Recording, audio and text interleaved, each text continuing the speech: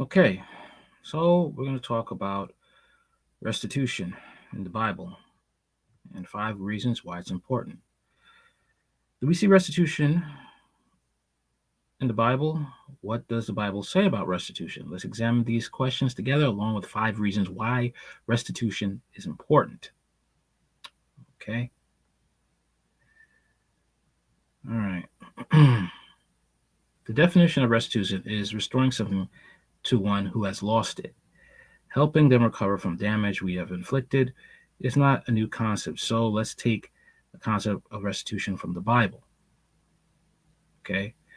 Restitution in the Bible. We first see restitution in the Old Testament. You might be familiar with the saying, an eye for an eye, tooth for tooth. That concept is discussed in Exodus chapter 21, um, chapters 21 and 22. And we also see it fleshed out in Leviticus chapter 6, verses 1 to 7, and Numbers chapter 5, verses 6 to 7.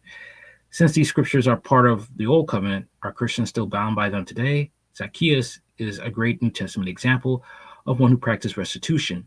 I encourage you to read Luke chapter 19, verses 1 to 10 to discover how he handled restitution and what did Jesus say in response. From this passage, we see a couple of important truths about restitution. Restitution follows an encounter with Jesus. It is not a means of earning God's forgiveness, but an evidence of forgiveness that has already occurred. Restitution flows from joy in Jesus. Verses 6 to 8 is an exuberant overflow of gratitude for God's forgiveness, offered freely and not begrudgingly. Keeping these principles in mind, let's examine 5 reasons why it's a good practice to make restitution when our sin has affected somebody else. 5 reasons why restitution is important. 1. Restitution is a sign of genuine repentance. Zacchaeus' example and Jesus' response are proof of that. See Luke chapter 19, verses 1 to 10, and also 2 Corinthians chapter 7, verses 10 to 11. 2. Restitution restores peace. God tells us to be at peace with everyone to the extent that it depends on us. Romans chapter 12, verses 18. That's hard to do when sin is contaminating a relationship.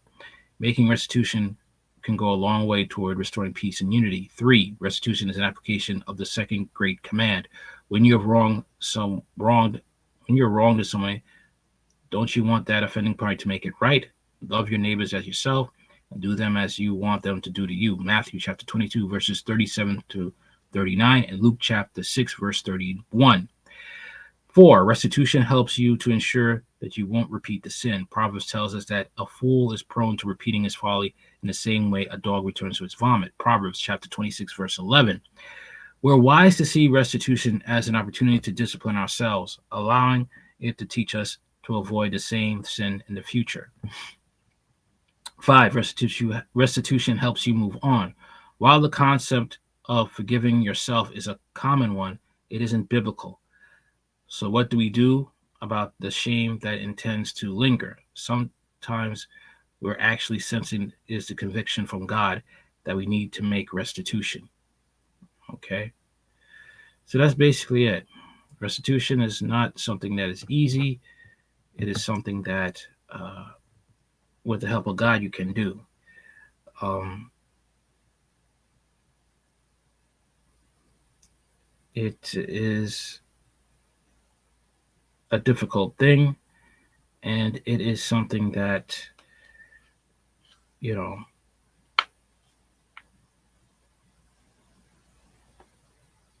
it's not something that you could just walk away from. It's something that you really do have to consider.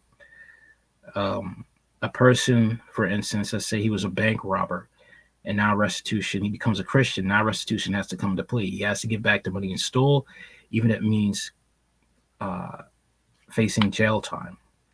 We could also look at the son of Sam, who was a serial killer, but he came to Christ in prison, and now he stays there. Okay.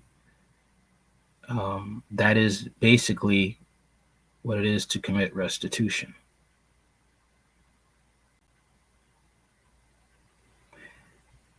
It's the Christian life is not a life of getting an easy street.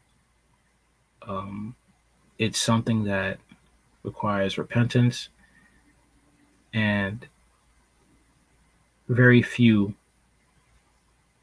are willing to go that route. But it's our choice. However, you know, can you really say you're repentant if you don't follow restitution? Therefore, you will be judged, and that's not a good thing.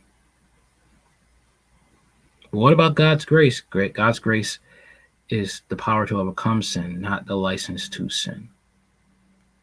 Once again, this is a very unpopular message that is not really taught in church. But God is a judge, and he's a righteous judge, and he's not somebody that is a respecter of persons. But Lord, I'm your child now. It doesn't work that way.